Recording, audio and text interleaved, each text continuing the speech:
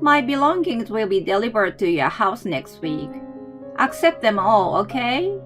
You are so clumsy and inconsiderate. I'm moving in to re-educate you on how to be the proper wife. The least you can do is to give me my own room, even if you have to move your things out. My mother-in-law gives me the news out of the blue. Moving? Re-education? What on earth is she talking about? My husband has never mentioned that she was moving in with us. Anyway, who does she think she is talking about re-education?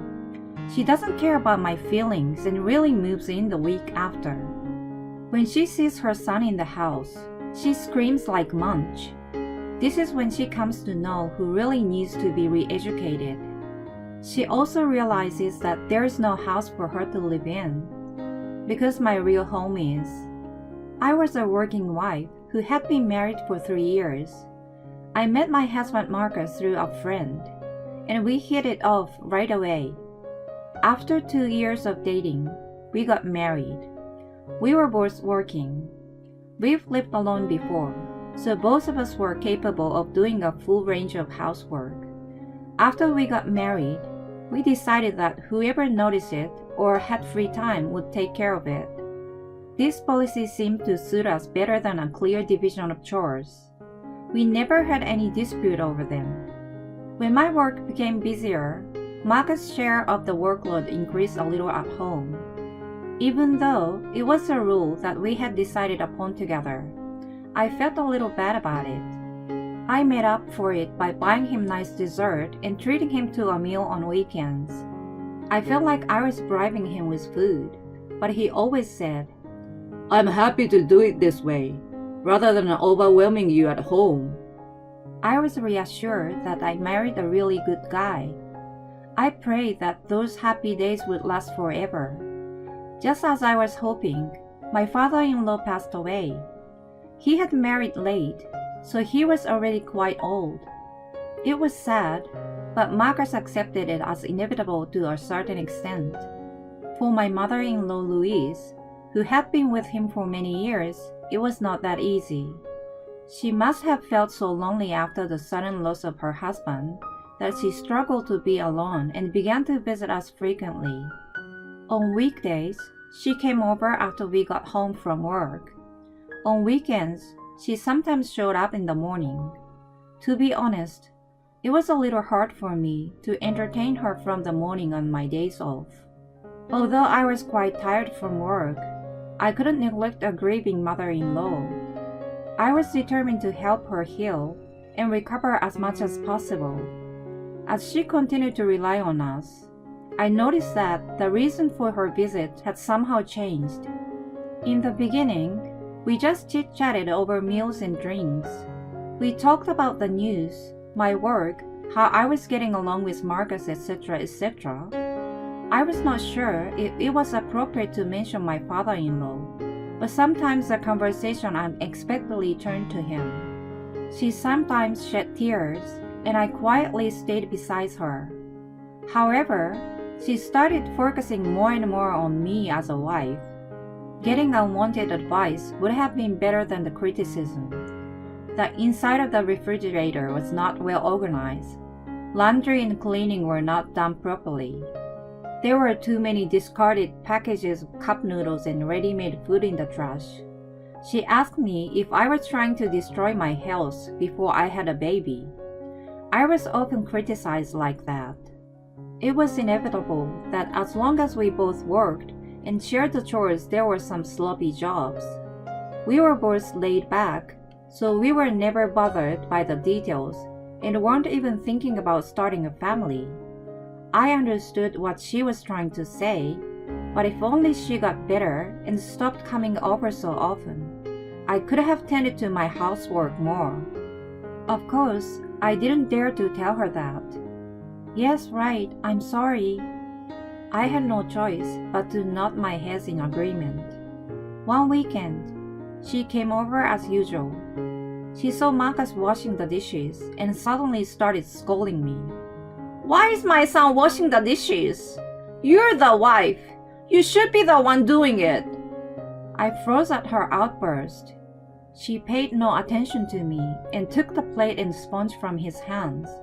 She then made him sit on the sofa and pulled me to the kitchen. I stood in front of the sink, feeling a little irritated, but trying to talk as calmly as possible. Listen, Louise, we both work, right? That's why we share the housework. It just so happened that he was doing it today. I don't leave everything to him, so... Don't talk back to me! I tried to explain, but she didn't want to listen to me or try to understand.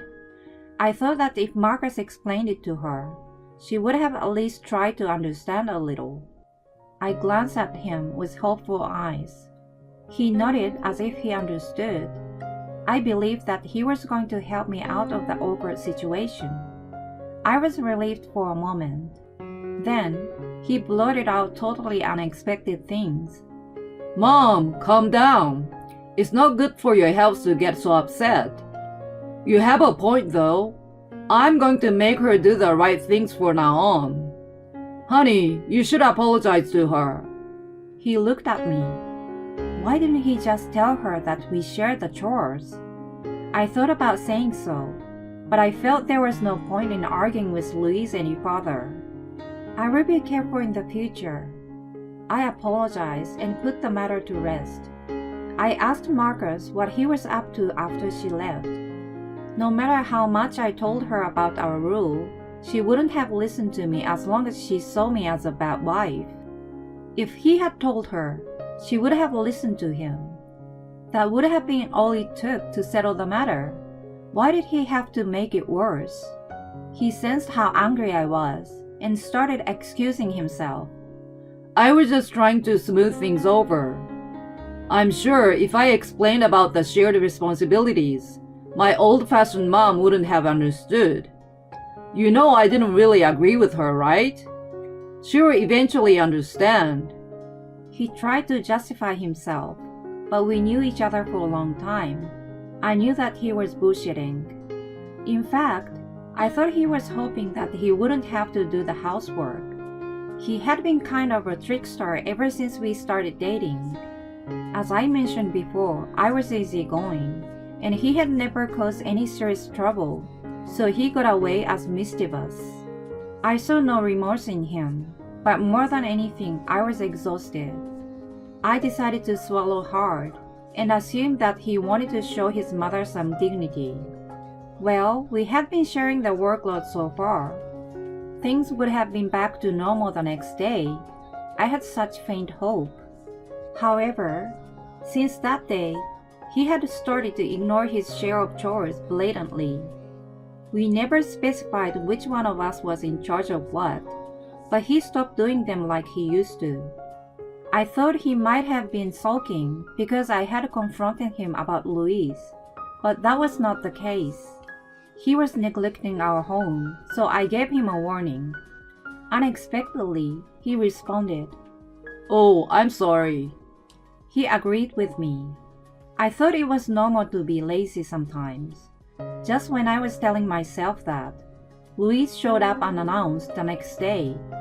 She had always contacted me beforehand, so it alarmed me. I wondered if there was something wrong with her. I was concerned, but what she told me was completely different. I hear that you still haven't learned your lesson and haven't done any housework. Don't you even want to feed your husband something good? Marcus tells me he hasn't been eating homemade food lately because you don't cook at all. I immediately glared at him. Had he snitched on me that I had warned him? No, it wasn't my fault in the first place, so snitch wasn't the right word.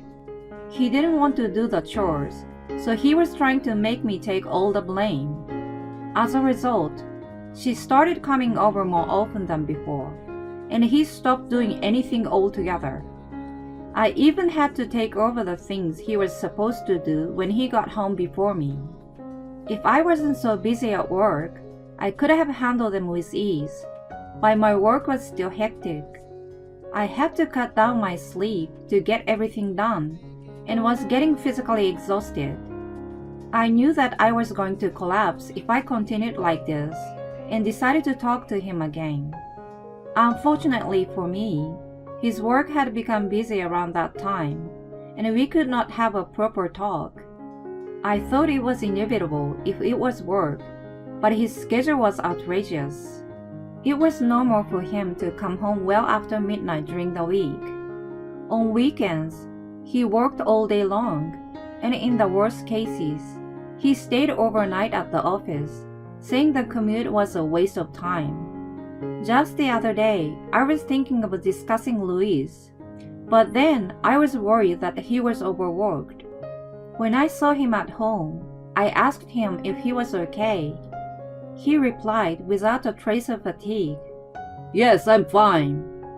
I was relieved to hear that, but I thought he looked too energetic. If he was working that hard, he should have shown a little bit of fatigue in his appearance. I wondered how he had so much stamina. I was truly perplexed. If his company was making him work as much as he did, they might have been violating the fair labor standards. I decided to talk to my colleague. Her family member worked for the same company as him. When I told her about the way Marcus was working, she looked at me puzzled. It is indeed a busy season right now, but I don't think they have to work that hard. It may vary from department to department. Even so, they are very strict about hours nowadays, unlike in the past. In other words, Marcus' hard work was not a complete lie, but it was not completely true either. I had a hunch. He didn't come home from work. I was also busy with mine. Because of my frantic life, I could not keep up with the housework. The house was in a miserable state. I was supposed to get a day off the next day. If I spent the whole day, the house would have been back in order. That was my plan. But then, Luis showed up to my dismay. What in the world happened in this house? The moment I entrust you with the housework, it becomes like this? No wonder my son has been doing it. I have been telling you that we share. I was about to explain again when I realized that there was no point in arguing with her. As I was hesitating, she made a gesture as if she had just thought of something. I'm going back home for today. I just remembered something to do. She headed for the door. I was ready to be scolded, so I felt a bit deflated. If the monster had gone away by itself, I had nothing to complain about though. A few days later, she declared something frightening. Hello. My belongings will be delivered to your house next week. Accept them all, okay? After seeing the house in such a state, I can't just not to do anything. You are so clumsy and inconsiderate. For the sake of my son, I'm going to train you how to be the proper wife. I'm going out of my way to move in with you. The least you can do is to give me my own room, even if you have to move your things out. As soon as I answered the phone, she ranted selfishly. There wasn't even a discussion about her move, but her belongings were already on the way. I was sick and tired of her treating me as a fool. If that was how she wanted to play, I had a plan too. I had been contemplating it for some time and decided to act on it then. The day the package arrived and she was moving in, I received a call from her. I didn't feel like dealing with her, so I kept ignoring the calls. She kept calling again and again without a pause for eternity. I had no choice but to answer the phone and heard her shrieking on the other end. What in the world is going on? Where are you? Who the hell is the woman with my son? It was the first time I had ever heard her lose control of herself, and I couldn't help but laugh at her.